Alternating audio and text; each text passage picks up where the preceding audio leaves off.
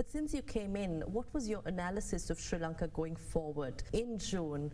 The decision to ban chemical fertilizers and insecticides had already been taken when I arrived here, and I was absolutely clear that it was not a evidence-based scientific decision. There's nothing wrong as a vision in going organic, but there's a process to it. That process can't be short-circuited. It appeared that the government desired to go green, go organic overnight, which in turn led to a major crisis with the farmers. Non-availability of chemical fertilizers, non-availability of pesticides, herbicides. It has seen to a massive dip in production in Maha of 22. Our advice to the government was not that do not try this. Our advice was do not do it overnight. Do not ban everything overnight. There is a timeline which needs to be followed. There is a science to it. What is the scientific evidence-based recommendation of the timing for this transition? It would take nearly 10 to 12 years. Remember that any policy will have a trade-off, including policy to go green. The trade-off here is food security. So while you're going green, are you taking adequate steps to ensure that people get what they need in terms of food? That seems to have been a mismatch in Sri Lanka. What happens when the whole country is going organic and the production goes down? You have to have some policy in place, or you have to have a system in place to ensure that adequate food is available. One answer is that while the production dips as you transition from inorganic to organic, you can import more.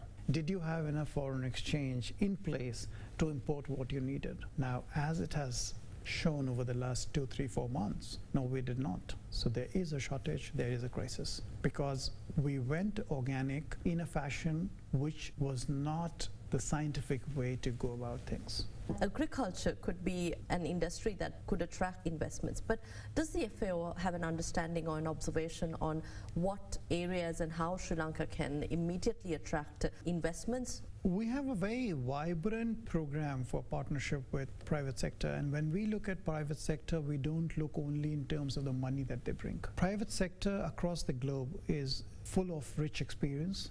They are full of expertise, they are full of innovation, they are full of technology, full of science. And those are also areas which we really need to tap into. So it has to be a very holistic exercise, and with private sector, and that's been we have to bring them as a partner. Agriculture is business, and I would not want private sector's entry into agriculture if I'm looking at a long-term partnership in terms of philanthropy or their corporate social responsibility, because that can only touch the surface. If you want to integrate private sector into any country's agriculture, you have to ensure that it works as a business. The returns must be there. It cannot be on a philanthropic basis. It should not be on a philanthropic basis, because then the private sector is here today, it's out tomorrow. We have to bring in private players where returns to the sector and the complete value chain has to be there. So there are so many areas in which private sectors can come in, and there are excellent private sector players in the agriculture sector who can help countries grow. So